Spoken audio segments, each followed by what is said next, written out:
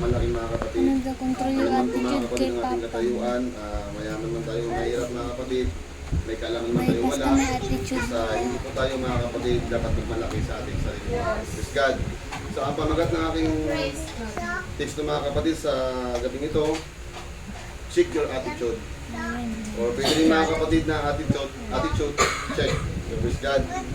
Sa gabing ito mga kapatid, marami po tayo mga attitude sa ating buhay. Minsan sa katayuan natin, professional man tayo, hindi mga kapatid, hindi po natin masabi na tayo ay isang matuwid. So may mga attitude talaga tayo mga kapatid sa ating buhay na hindi natin kayang i-manage mga kapatid. So ang Panginoon lang po nakakalam yan mga kapatid kung paano po natin ayos mga kapatid ang ating self-attitude mga kapatid. God.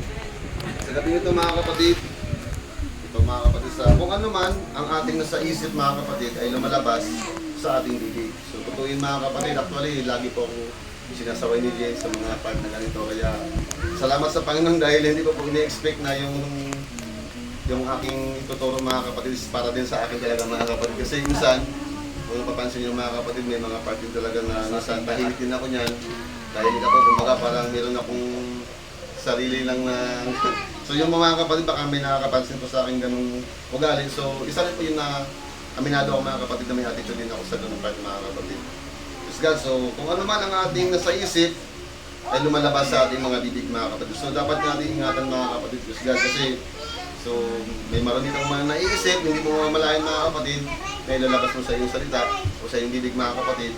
Lalo kung malaman ng iyong kapwa mga kapatid, ay talagang masasaktan ka lang kung iyong marinig o iyong malaman yung sinabi mo. Kasi, kung tutuusin mga kapatid, marami tayong mga bagay na dapat ingatan sa ating sarili mga kapatid. Lalo higit ng ating bibig talaga mga kapatid. God. Ganon din naman ang ating puso. So yun mga kapatid, no? Kung ano pa yung ating nasa puso mga kapatid, talagang din may iwasang lumalabas din sa ating mga bibigyan mga kapatid. Kaya sabi nga nito mga kapatid sa Luke 6:45 mga kapatid, ang mabuting tao ay naglalabas ng mabuti mula sa kanyang pusong sagana sa kabutihan. Samantalang ang masamang tao naman ay naglalabas ng mga masama mula sa kanyang puso, tigib ng kasalanan. Sapagkat kung ano ang nag-uumapaw sa puso ay siyang sinasabi ng labi. So yun mga kapatid, no, kung ibig sabihin kung ang iyong puso mga kapatid ay mapaghabag mga kapatid o may pag-ibig mga kapatid, makikita sa iyong sarili yan mga kapatid. Same time, mag-uumapaw o may bibigkas mo sa iyong labi mga kapatid na kung ano yun sa iyong nasa puso mga kapatid. God. At mayroon ako mga verses mga kapatid. Mabilis na po ito mga kapatid dahil sa tulong ng Panginoon mga kapatid, binasa ko rin sa ng isa-isa kanina mga kapatid. Ang aking verses ay 5 mga kapatid. At tulungan niyo mga kapatid na aking may deliver ito ng maayos at sana maunawaan niyo mga kapatid, please God. Dito mga kapatid sa 1 Peter 4:1, yamang si Kristo'y nagtitiis ng hirap noong siya'y nasa buhay na ito. Kayo rin naman ay dapat magiging handang magtiis sapagkat ang nagtitiis sa hirap sa buhay na ito ay tumalikod na sa kasalanan. So yun mga kapatid, may mga bagay tayong mga kapatid na dapat natin pagtiisan mga kapatid. Dahil ang unang-unang mga kapatid ng ating Panginoon, sa hirap talaga mga kapatid, marami siyang pinagtiisan mga kapatid. Isa na lang alang niya rin mga kapatid yung kanyang buhay para sa kanyang mga anak mga kapatid. So how much more sa ating mga tao mga kapatid na hindi unang-una mga kapatid, yung mga talagang medyo hindi pa ganun ka work it yung tayo sa Panginoon, tapos kunting salita ng kapwa natin, nasasaktan tayo mga kapatid. So, meron tayong part ng attitude doon mga kapatid na hindi natin dapat palaguin sa ating kasarili mga kapatid, kundi maayos dapat natin mga kapatid bilang tao mga kapatid. Upang ang kasalanan mga kapatid ay hindi gumapang o hindi lumala mga kapatid sa ating buhay mga kapatid. Sa pangalawa mga kapatid, nabilis na po talaga ito mga kapatid, God. Sa Romans 15, verse 5 mga kapatid. Nawa ang Diyos na nagpapalakas at nagbibigay sa atin ng pag-asa ay tulungan kayong mamuhay ng may pagkakaisa bilang mga tagasunod ni Kristo Jesus. Yung mga kapatid, praise God, dapat natin isa pamuhay mga kapatid, praise God, ang ang kalooban ng Panginoon na nagpapalakas sa ating buhay mga kapatid, praise God. At may pagkakaisa bilang tagasunod ni Hesus Kristo. So yung minsan mga kapatid na may mga okasyon mga kapatid na may gawain, may kayayaan na mga kapatid, doon tayo sa gawain nila Brother Ryan. Sino ang gustong sumama kasi may sasakyan ako dito. So yung isa mga kapatid, medyo part na doon na naman ang lahi-lahi nun. So may mga isang bagay mga kapatid na dapat na rin natin pagtinisan yun. Kasi yung mga hamon sa ating buhay mga kapatid ay dapat nating wag nating kumaga dibdibin. Kasi yung mga part ng ating pananampalataya mga kapatid ay talagang sakripisyo mga kapatid. Praise God. Hindi po natin dapat na dahilan o ano man yung mga kapatid na pagod tayo. Marami tayong naiwan na dapat gawin sa ating tahanan. Meron tayong dapat na asikasuhin. So, isang pagtitiis din yung mga kapatid. Praise God. Na isaalang-alang natin ating buhay sa ating Panginoon mga kapatid. Sa pangatlo mga kapatid, sa Romans ulit mga kapatid. Romans 12:16. Huwag kayong magmataas. So, yung mga kapatid, isa rin yung mga kapatid na baka kung may mga part na meron kayong nakaka-relate dito mga kapatid, so iwasan po natin mga kapatid yung pagmamataas mga kapatid. Maging humble lang po tayo mga kapatid sa ating buhay. Sa halip na makipagkaibigan kayo sa mga taong mababa ang kalagayan. So yung mga kapatid, so pag may mga nakaka-encounter din mga kapatid na ka-churchmate natin, sa tulong ng Panginoon mga kapatid, dati talaga yung time na walang-wala din kami mga kapatid. At alam din ng Panginoon yung dating situation ng kalagayan namin. Sa ngayon naman, talagang walang-wala pa rin. Pero sa tulong ng Panginoon, hindi lang kami pinabayaan. At yung mga kapatid, no, yung time na walang-wala rin kami, ewan ko lang kung isa sa inyo is nakarinig ng kwento ni Jen na kumain din kami mga kapatid ng kangkong. Kasi walang-wala talaga ha, kangkong na nilaga, sinawsaw lang sa suka. Actually, wala nga kaming asin, suka lang talaga. Iyak yan si Jin mga kapatid yung time na yon kasi sa Robinson ako na nagtatrabaho noon. At sabi niya sa akin, uwi ka na, gabing-gabi na, wala tayong ulam. Kasi ang uwi ko sa Robinson ng mga kapatid sa mga 10 ng gabi. So ang pasok ko noon 10 ng umaga, ang uwi ko 10 din ng gabi. Tapos yung time na yun mga kapatid, may maliliit pa kami anak noon. Tatawag yan si Jin sa akin, sabi niya, uwi ka ng maaga, bakit hindi ka mag-out ng 6 kasi nanganin ako maglabas, dahil yung bibilihan kasi wala pang galang mga bilihan dyan sa may Libis. Ang bilihan dyan kadalasan highway pa, labas pa. May mga tindahan man dyan sa mas malapit-lapit sa amin, wala din mga paninda na mga bibing maulam. Ayun, pag uwi ko mga kapatid, may ulam naman, kangkong nga lang na sinawsalan namin sa suka. So yung time na yun kumakain kami mga kapatid, nagkaharap kami dalawa. Iyak kami talaga mga kapatid na lungkot namin kasi walang-wala talaga mga kapatid.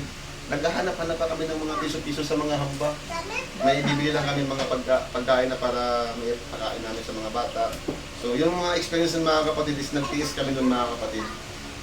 Siyempre mga kapatid, kung sabi nga nila kung ano yung mga pagtitiis mo, may bunga yung mga kapatid.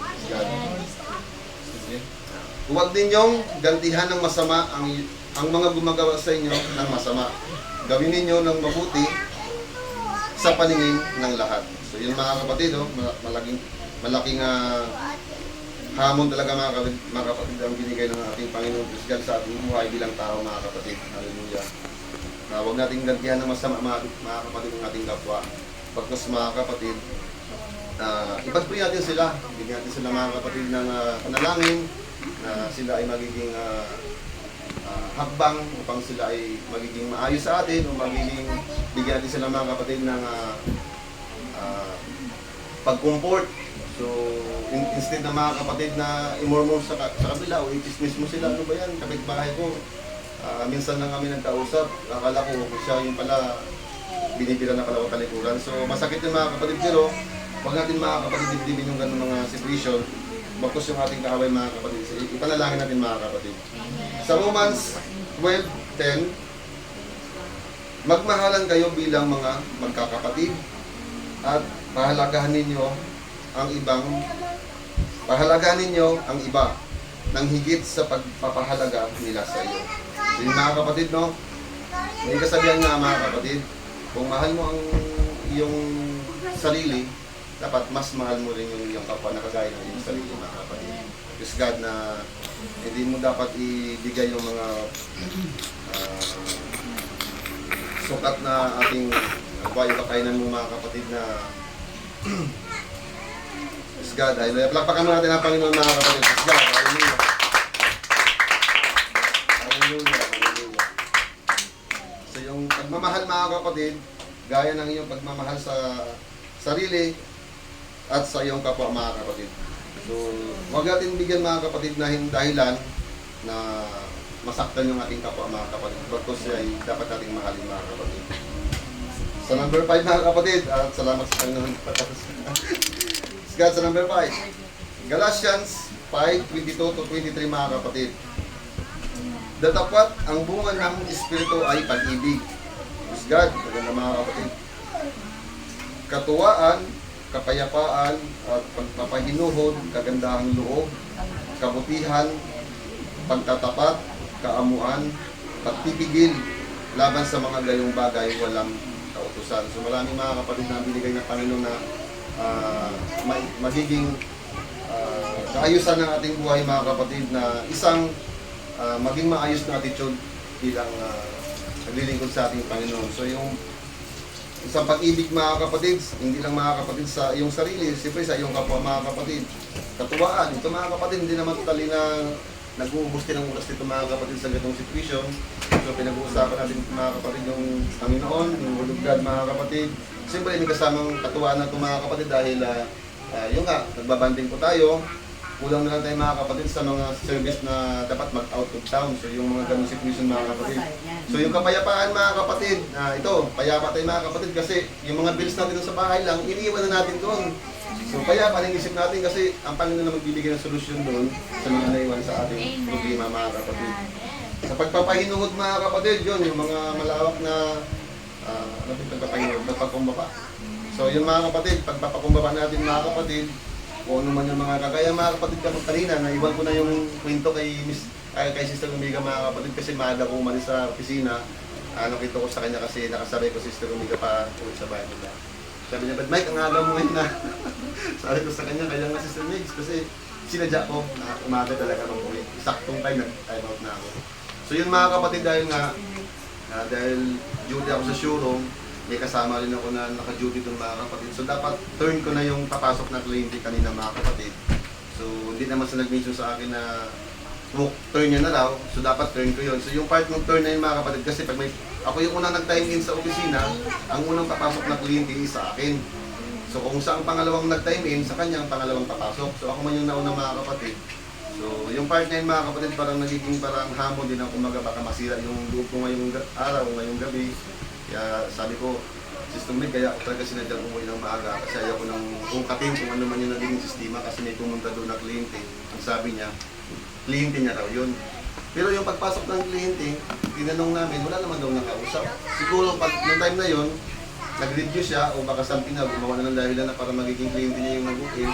So ako naman, familiarize ko na kaagad na baka yung kliyente na yun na dumaan na sa pag-uusap namin. Hindi ko lang ma-recognize kasi kako nga nakapokus din ako mga kapatid sa pagre-review ko kanina mga kapatid. Kaya isa na alang-alang ko na iniwanan ko na yung pagpupokus ko doon sa usapin. Instead na i-review ko yung baka may conversation nga kami. Siyempre pag nalaman kong may conversation kami, mawala na rin ako sa focus mga kapatid. Kasi siyempre ang dami yan. Hahabulin ko na yung kliyente na pumasok. So hindi ko na, hinayaan ko na. Uwian ko na ito para matapos ka agad.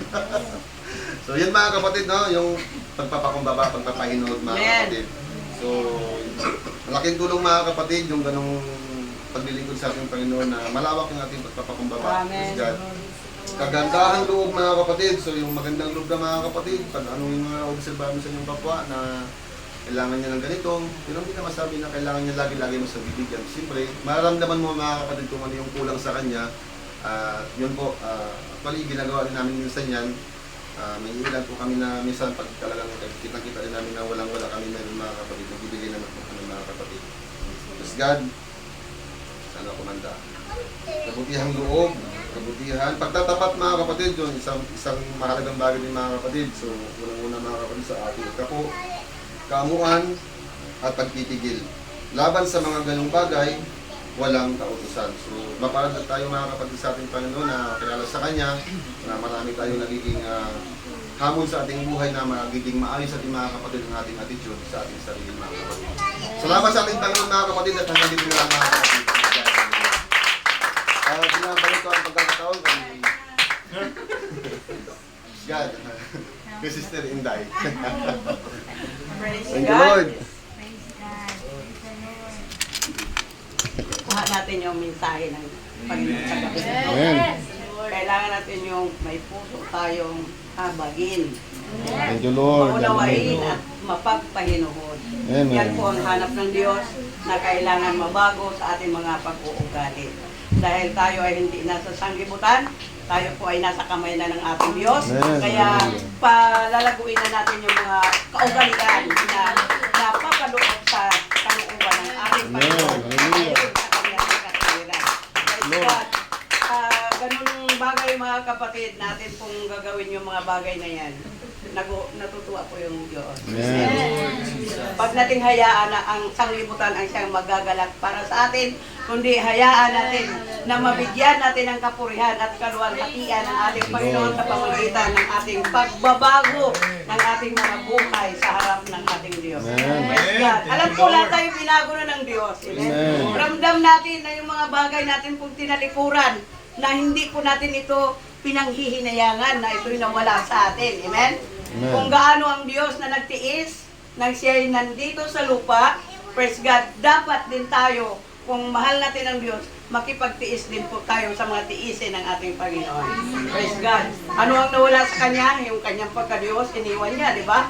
Alang-alang sa Kanyang pag-ibig at pagmamahal sa mga taong Kanya pong nilikha. Praise God. Kaya nga nalulungkot ang Diyos kapag nakita niya na isa man sa atin ay mawalay at magdusa dahil sa kasalanan. Di ba? Kaya nga, hindi nagkulang ang Diyos ng mga paalala sa atin. Amen? Maging kanina sa fasting namin, puro mga spiritual na pagtuturo ang mayroon. Sa bawat exhort, nag-i-exhort, lagi talaga naka-insert yung spiritual life.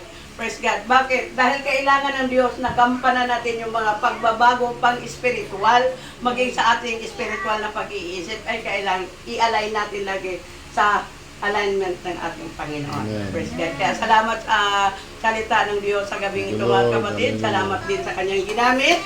Praise God na hindi tayo natatakot, hindi tayo nangangamba, kundi bukal sa ating puso na tapo'y magpapagamit. Amen? Praise God. Dahil isang kagalakan din yan sa atin bilang lingkod ng ating Panginoon na tayo po'y gagamitin ng Diyos sa kanyang gawain. Praise God, di ba? Naalala, kaya kanina nung umawit si Brad Toto, tingnan mo. Sabi ko, iba si Lord kapag magbago ng isipan ng tao. Amen? Lalo na kung ang Espiritu ng Diyos ang siyang nandito na pumapagitna sa atin. Praise God. Wala tayong dapat ikatakot. Pag tayo mangamba, huwag nating maliitin yung ating katayuan sa harap ng ating Diyos. Dahil sabi nga, ang Diyos ang siyang nagbigay, kaya ibabalik din po natin sa ating Panginoon. Praise God. Huwag tayong mahiya. Amen? O, kanina sabi ko, kay Sister, kay BJ, ko, tingnan mo si Brad to, dati duwag na duwag. Pero, nang dahil ang puso niya ay naka-align sa Espiritu ng ating Diyos, may tapang siya na harapin. Amen? Yung gampanin niya para sa ating Panginoon. Amen? Praise God. Kaya salamat sa gabi ito. Hindi lang yun mga kapatid, lahat tayo ay gagamitin ng ating Panginoon. Amen? Praise God. At isang malaki, yung privilege natin yun, nagagamitin tayo ng Diyos. Dahil maraming nagsisimba, hindi lang sa atin, no? Maraming nagsisimba na nanatiling tagapakinig lang. Ayaw magpagamit. O kung kaya, hindi talaga sila gagamitin. Dahil siyempre, alam na ng nagbibigay ng ano yun. Kasi mayroong iba na nagbibigay ng mga ganon, tungkulin o mga gampanin na ninililibil nila sa kakayahan ng tao. Pero hindi. Lagi nating isipin ng Diyos ay hindi nagtatangi. Diba? Kaya natin yun mga kapatid, pag tayo binigyan ng gampanin, gampanan natin. Amen? Praise God. Kaya nga, Sister Jean nga noon, talaga na mahihain, di ba? Pero, nang siya po'y sinimula na gamitin para sa ating Panginoon, matapang na ang loob na magpapagamit sa Diyos. At binibigyan niya ng kapurihan ng ating Diyos. Praise God! Hallelujah! Hindi po na ang lahat ay tumulong mga kapatid at tayo po'y panagdaliang mag alay ng ating mga sarili sa pananalangin. Praise God. Thank you, Lord. Hallelujah. Awitan natin po ang ating Panginoon ng isang bagay na nagpapasalamat tayo sa Diyos. Praise God. Salamat sa iyo dahil dati wala tayong puwang, hindi tayo karapat-dapat na tayo po ay magkaroon ng anumang kaligtasan. Salamat sa iyo. Praise God. Salamat Sa iyo. Yes, oh Lord. Hallelujah. Aking Panginoon. Yes, Lord. Ibibig mo. Yes, oh God. Hallelujah. Salamat Lord sa iyong pag-ibig, Panginoon. Sa bawat sa amin, Panginoon. Kaya kami nandito dahil nais namin, O Diyos, na Ikaw ay aming maitataas sa aming buhay. Hallelujah. Salamat din, Panginoon, sa iyong mga salita, Panginoon, na nagpapatuloy na nagbibigay sa amin ng kalakasan ng aming pananampalataya, O God. Nawa, O Diyos, ang mga aming nasakitan mula sa iyo, ito'y mananatili sa aming mga puso, isipan, Panginoon. Kaya, O Diyos, na ito ay nawawala sa amin, O God. Hallelujah. Kasi patuloy mo kami pagtibayin, palakasin at pagkakatagin, O God. Hallelujah. Na hanggang sa iyong muling pagpapalitulo, kami ay madalat ng Panginoon na nagpapatuloy na maging masigla sa paglingkod sa iyo, God. Hallelujah. Salamat, O God. Hallelujah. Sa galing ito, Panginoon. Hallelujah. Hallelujah. Praise God, Lord Jesus.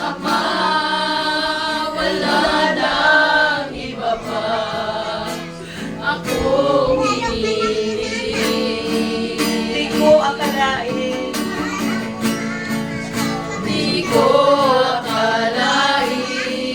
Yes, Lord. Hallelujah. Na ako ay binigyang pansin. Ang taong tulad ko. Ang taong tulad ko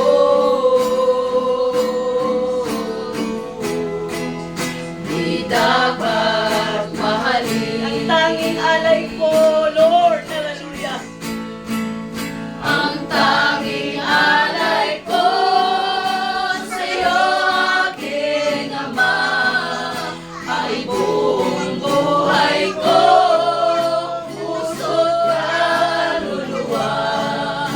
Hindi makaya na maipagkaloob, mamahaling hiyas ang gintong kaloob. Ang tanging dalangin, O Diyos, ay tanggapin.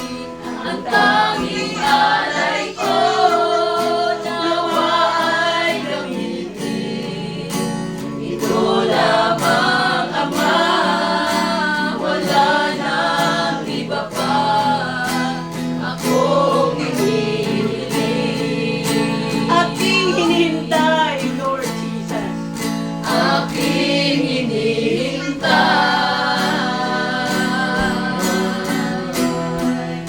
ang iyong pagbabalik. Yes, oh God. Hallelujah. Praise God, Lord Jesus. Panatilihin mo kami, O Diyos, na hahawak sa iyo, Panginoon, na matibay, O God. Huwag mong hayaan, O Diyos, na isa man sa amin ay mawala, Panginoon. Kundi panghawakan mo kami mabuti, Panginoon. Hallelujah. Hallelujah. Ikaw ang aming buhay. Ikaw ang aming lakas. Ikaw ang aming kaligtasan, O God. Hallelujah. Ikaw ang aming pag-asa, Lord.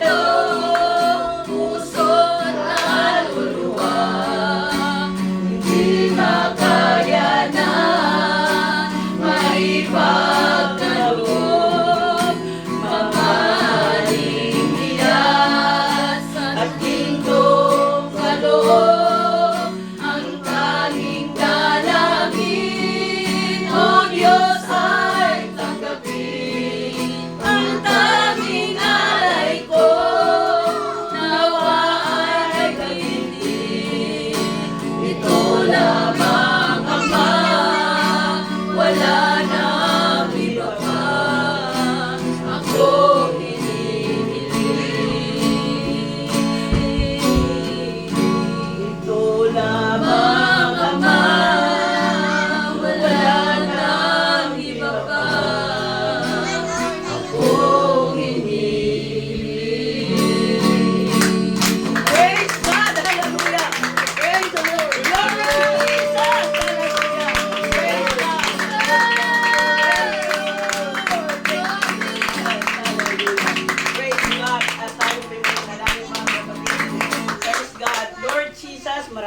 salamat, Panginoon, sa privilege, O Lord, na ikaw ay aming masasamba at maluluwalhati ang iyong dakilang pangalan. Sa araw na ito, Panginoon, sa pagtitipon ng mga nanay at tatay, O God, na kung saan, O Diyos, hallelujah, kami ay iyong binigyan ng pag-asa muli, Panginoon, para kami ay magiging malakas at matibay ang aming mga pananampalataya, O Lord Jesus.